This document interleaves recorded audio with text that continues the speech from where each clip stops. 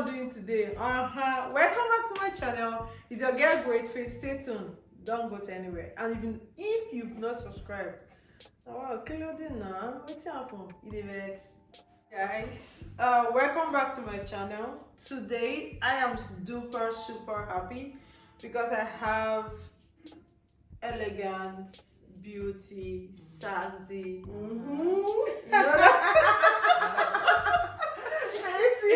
intelligent, energetic, amazing, beautiful. All this flattery. I'm not flattering, guys. Look at these two beautiful ladies. Yeah. Take a look. Come on.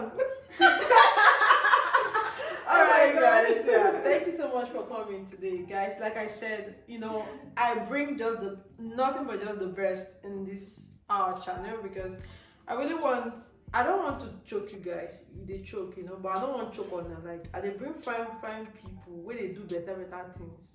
Okay, but those are a few that are not Nigerians. Like, what I was trying to say is that I usually invite amazing people. So today we have two gorgeous people. Everything I said, I'm not flattering because this is who they are actually. So on my right, I have Blessing. Oh, Guys, I usually call her B, and this is Clara. It was difficult for me to pronounce her name correctly because I was like, Cleopatra, is she from Egypt? That kind of a thing. yeah, I get that a lot. I know, right? Yeah. So guys, today both of them are into tech. Okay, when I say tech, I'm referring to technology, IT, so women in tech. Okay, these things are rare to come by because coming from Africa, Nigeria especially, where we are coming from, you don't get to see people. Then when we are growing up, you hear parents say, you must be an engineer, you must be a doctor, you must be a this. Yeah. Where we are coming from, Nigeria, it's just engineering, you have to be a doctor, a lawyer. Going into technology is a bit parents are skeptical because what is information technology? Where they want to go study? Where to be that? They're not really into it. But these ladies have taken it to the other side because even me too, I'm in tech, but I think we'll get to hear from them, from their perception.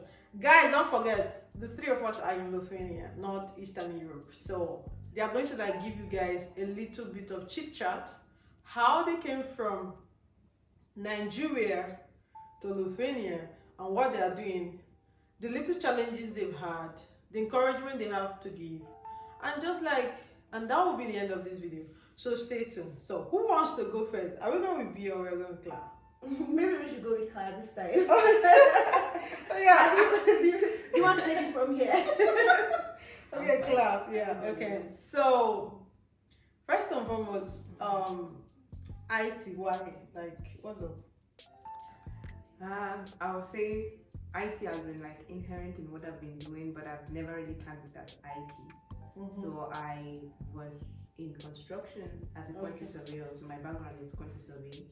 Oh wow! And it's just costing. So first, it's not those people that used to carry stick inside bush. Oh my god! You bricklayers. That's what I know them as now. Just pray no quantity surveyors listening to this. Okay. So in the built environment, we have architects, we have quantity surveyors, we have engineers, we have electrical engineers, different variety of engineers, structural engineers.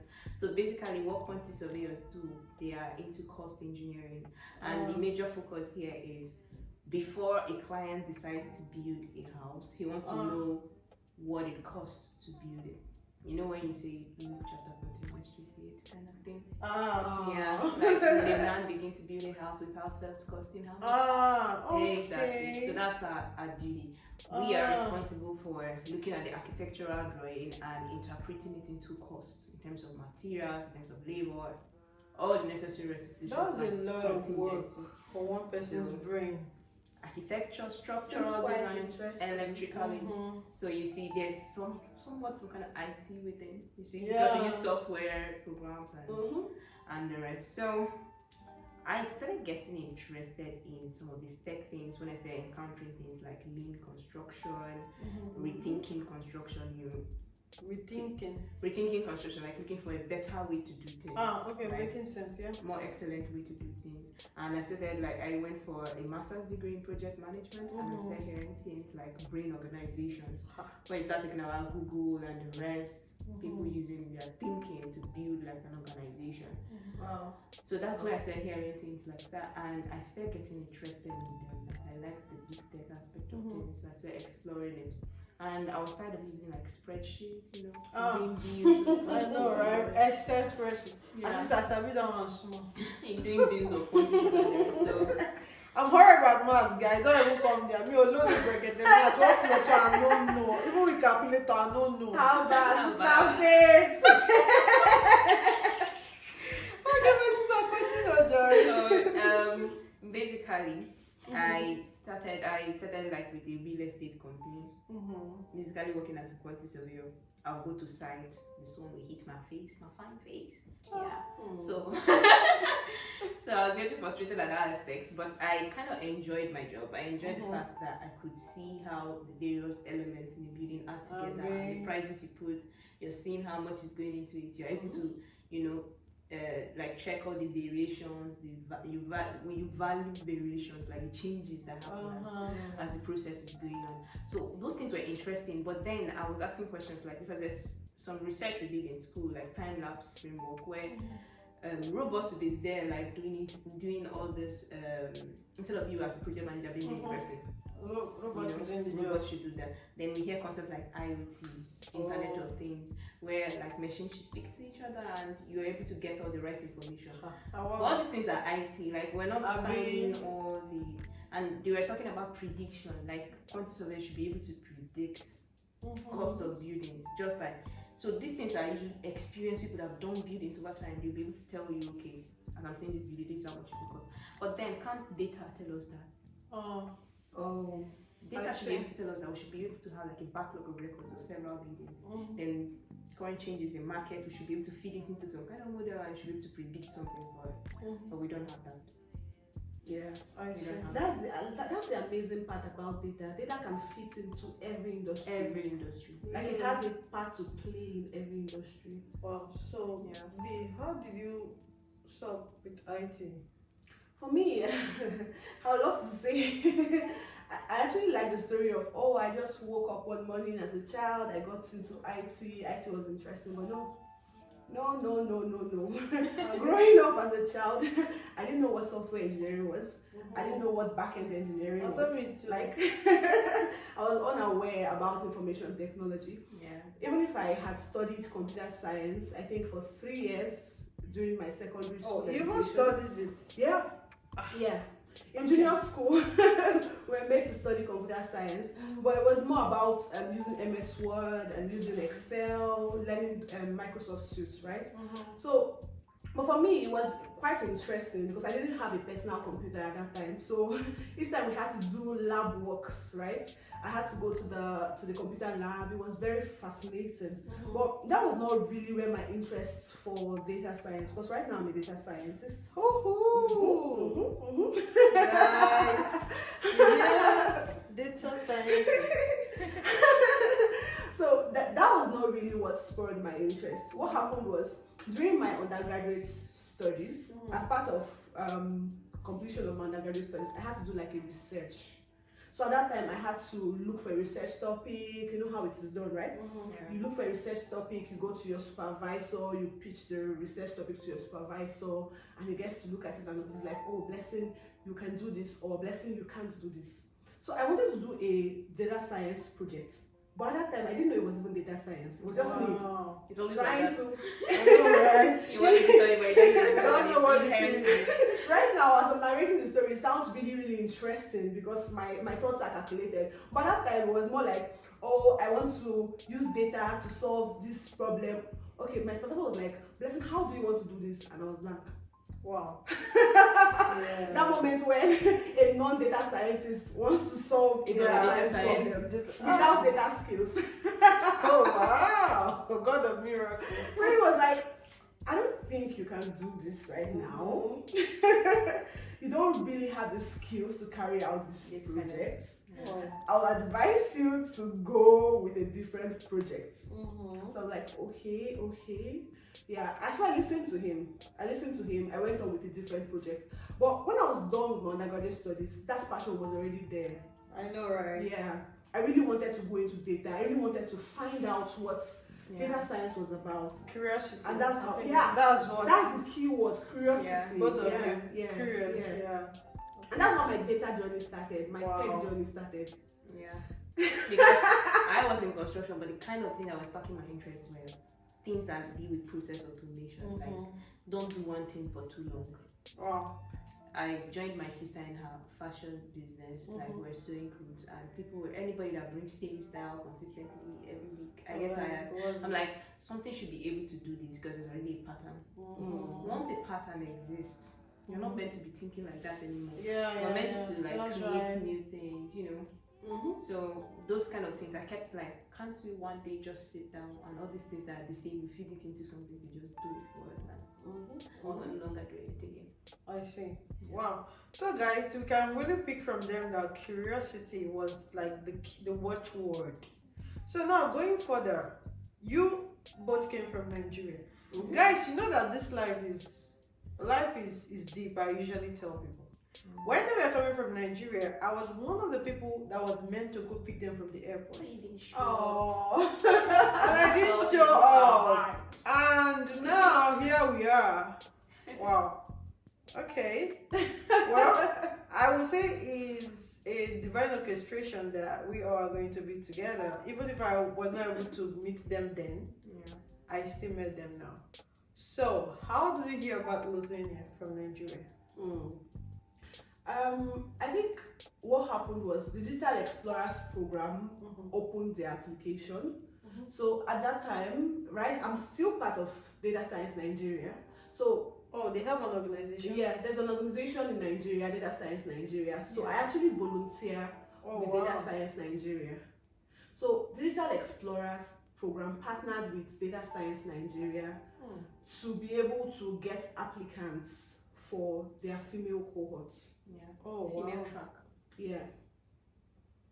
So for this Data Science Nigeria, is like an organization that pick only tech. Is it specifically for women in tech or for everyone who is interested in data science? Really? Even if you don't have a background? You don't need to have a background. Guys, can you guys hear? This is like a huge opportunity for those of you into IT asking me.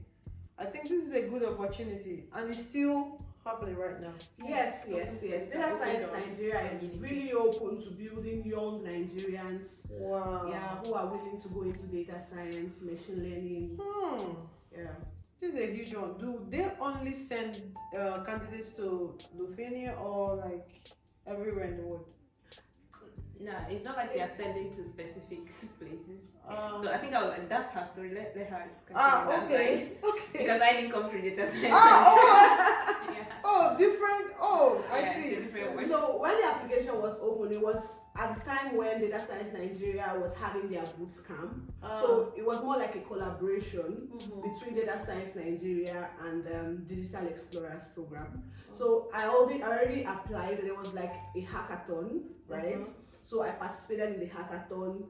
I passed the stage of the hackathon and got into the boot camp. As part of the boot camp process, we got to everyone that scaled through the boot camp process, the females like that scaled through, got to participate in the Digital Explorers track. And we had a lot of interviews after the boot camp. Like it was a process. It was a real process. In the process, were they dropping people? Yes. I think we were 50 ladies that got into the boot camp. We were 50 ladies that got into the boot camp. After the boot camp, they selected about 15, right? And they reopened the application. Whoa. So it was the reopening of that application that brought me in. Yeah. So it was reopened to people who were already working. I was already working as a data scientist with Octave Analytics in Nigeria. Okay. Yeah. So I had like a year of work experience already. Oh, I see. Yeah, a year plus a few months, And when this opportunity came, you just grabbed it. Yeah, I went to the second cohort. And there was a selection process too. Yes, there were like after we got in, we were now 20, I think. 20 along with the remaining 15. So we had to do Turing College. We had to go through Turing College. We were all enrolled. There was a test we did for Turing College. So then Turing College did their selection. So that's how we joined them. Did you guys take that test? Yes. So we took the test for Turing College and we joined in for. It's open for me. Okay. Oh, I see. Wow. So. Yeah, here we have it. So that's how we joined in, and later, being like 20 girls on Turing College platform, we're supposed to use the platform for a week or thereabout. Was it a week? Can't remember. I think it was 2 weeks. 2 weeks. We're supposed to use the platform, carry out projects, and they were supposed to select 15 girls based on performance. Oh, yeah. So it was for that shortlist. Not just 15 girls based on 15 girls based on performance, and also based on you passing the interview session of any company in Lithuania that will pick you. So your selection process on Lithuania is totally dependent on your performance in the interviews. Exactly. Yes. So when we scaled through Turing College, right, we're 15 already. So we then had to interview with companies. IT companies. Yeah, IT companies here in Lithuania. Okay. So you have to secure a place, an internship with the company to come to Lithuania. For yourself. Yes. I get it. It's like an open check they are giving to you, or open book. They give you a pen. Write what you can write, if you can write. I get it. Oh wow! Sell yourself. Sell yourself. If you can sell yourself, they buy you. So with the 15, automatically you have Turing College. Yes, you get the chance to study at Turing College. Oh, I see. But then whoever gets selected by companies get to come over to Lithuania. Wow. So that was the. Okay. So now, Clara, will go to you. Before you came to Lithuania, how did you obtain the visa? The visa process, we were highly supported by the Africo team. Africo. So Africo, Digital Explorers Program is a mix of Africo and Ventures platform in Nigeria. So they had like another company outside they are collaborating. So the company in Nigeria is responsible for making sure things go smoothly. While the ones here are responsible for making sure things go smoothly at this other end. Okay. So we as Digital Explorers were the ones that were like, okay, go to the immigration office, do all the needful, normal processes. While they actually the immigration office here to make like things easy for us. Faster, right? Yeah, faster. So you guys got your visas in Nigeria? Yeah. Yes. We went through the normal visa application process. They just that we were more we're more informed about the process, Exactly. right? Because they made all the inquiries beforehand. So we just followed their steps and it went well. Yeah. It went well. And we had a chat platform where they would tell us what we need at that point in time. So you go with exactly what you need. You are not even going in sense that when you go to VFS, you see people who are kind of confused as to what is needed. But we were well aware of what we need. Because you guys are priority. Not that them be boss. They also VFS 15,000. This is not company for Nigeria. They also them. The one with there. Guys, pass interview. When they also you. So when you arrive in Lithuania, what are those cultural shocks? Like, what are those things you saw and you're like, what is going on here in this country? First and foremost, sorry to interrupt. When I went to Georgia, guys, I know most of you have heard this let's just today. Tell us when I went to Georgia, in Georgia, they greet like this. So sometimes you can mistakenly kiss somebody. Like they kiss. So when I came, I thought everybody was gay and lesbian in the country. I was like, what's going on here? So like that was like a cultural shock for me. So I don't know, what are those culture shocks? Okay, maybe I would say one, then Clara would say hers before I continue. I think coming from Nigeria, I have this fear of dogs. Yeah, because I remember as a child, my neighbor had like this very big dog, and in Nigeria Nigeria, right, dogs are kept for security purposes. Yeah. So we rarely have people who keep dogs as pets. Pets. Though we have like a very few people who have dogs in their homes as pets, but it's not very common in Nigeria. So because of that, my neighbor's dog always scares me. Oh my god. How And big it's is kind the of dog? huge. It's really big. What? The dog is big. The dog is big. It's Oh not, my God. It's not a puppy. Oh my god. It's not a puppy. So I'm always scared of dogs. Coming to Lithuania and everybody has a pet. Everyone And has dog a and dog. cat. Everyone has a cat. I'm like, how am I going to deal with my neighbors? So I think that was like the first cultural shock for me, seeing that people would have 2 dogs or 3 dogs in their homes comfortably. I have a friend that Yeah. have 4 cats. One of the cats name is Sausage. And Yeah. that one is so fat. And they take care of these pets as children. Right. As Yeah. Yeah, but I think right now I'm adapting. I've been I in know, Lithuania right? for a year, so I wouldn't say it's that uncommon to see dogs in homes. I know. So Claire, what was your cultural shock? Okay, for me it was the 9th time that doesn't look like night. During summer. And I don't know how to sleep when it is not dark. I know, right? So I sleep by I think 12 or 11 p.m. Then before 4 a.m. like 4 a.m. is already bright and I'm like, what's happening? Right. And I was the only one in my room and the entire wall has like this glass and the light just comes to me on my bed. I'm like, oh my god. When did I close my eyes? Now I'm awake. I see, right? That was the first one for me. So, apart from that, do you recommend Lithuania for anybody? I think it's based on personal preference, right? Lithuania is a very beautiful city. Lithuania is like a good place for if you're in tech, if you're in IT. There are a lot of industries. The tech industry here is booming. It's booming. It's expanding really fast.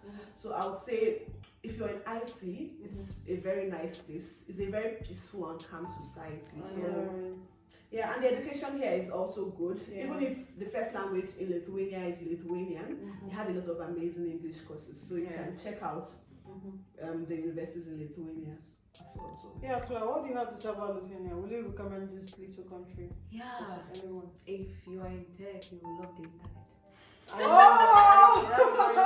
very Oh my fast God. thinking. I love the internet. And it's light, everything's basically available and it's peaceful, it's quiet, especially if you like quiet places. I do like quiet I places. know. So it's kind of, you can concentrate, like, you could really probably do all you want, And it has a planned environment, so like close to I every was waiting for you to residential. say Yeah, that. close to They have a plan environment, they have environment. an organized system. Yeah. That is functional. Functioning. Yeah. I think that's one thing I love about yeah. Lithuania. Yeah, I used to tell a friend, like, you're just an app away from everything. Like, Exactly. If you live in Lagos, Nigeria, you would understand that the stress of going to work every morning is crazy. Very, very crazy. I don't live in Lagos. I was in Lagos when I went to do my document, when I wanted to go to Ukraine or so, when I was going to Georgia. I wanted to go to Ukraine first, guys. Like, this my abroad journey is like, first one was Ukraine, they didn't like this. Then Georgia, then Lithuania. I'm still moving. Motion, not staying at a place. You know, when I got to Lagos, we had a traffic for like 4 hours. That was when I made my decision. Even on reaching Lagos, the vastness of the place, the guys, in Port Harcourt, we take our time to come down from bus. Exactly. In Lagos, you hop down. Okay. I almost broke my legs. Like, I don't know how people live in The Lagos. interesting thing is the old women for me in Lagos. They're very Damn! smart. Oh my god! I didn't see all the men hopping down. I was like, what? What is For guys in Lithuania, they have a very, very organized bus system. Yeah, everything. So if they say the bus is coming by 11, the bus will be there by 11. The system is really, really organized. I think that's one thing that's quite amazing about Lithuania, the transport system. It's cheap because it's public, right? It's run by the government. So it's affordable for all, it's comfortable, it's always on time. Oh no, I'm not selling transport system, guys. Let's go on. I know, right? So, Claude, let's start from you. What are those challenges you had that you really want to share? Yeah, anyone seeing this video? Are there challenges you've had for being into this kind of career path? Because from switching from construction to what you do now. I think the first one for me when I started like working in Lagos, I would say it wasn't quite easy to get a tech role because you have to really do your own work very well. So I remember like spending like 5 months after an interview before I even got like called back. Something. And I was still learning other languages just to come up to speed in case someone calls me or something. Just be optimistic kind of. So, and the next one is these languages are like things are always coming new, things are rapidly changing. You have to just always prepare your mind to continue learning. And again, it's not quite easy to be patient when you're not seeing it. I didn't know how to rework my patience. I thought I was patient. I think tech taught me that I wasn't patient. Exactly. Yeah. That's something you need to have. You need to be very, very patient with yourself. Because at some point you start like, why am I not getting this? I agree with them, guys. Because me too, I'm into tech, but theirs is out of study. Mine is experience. So you could imagine me that I'm coming from the place of experience. I didn't study, and then they studied at least. I'm coming into this tech society. Although like this on the higher A level, something they will teach you in the next 2 weeks. It have changed, and you'll be wondering, what's what? I was just doing software installation.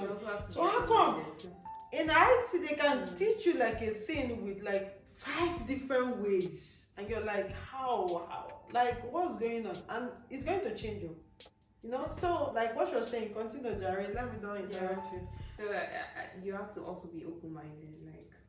Just be open-minded and be ready to learn from anyone. Yes. Very, very open-minded. And I would say also collaborating with people. This one wasn't easy for me because I was like, I'm a loner.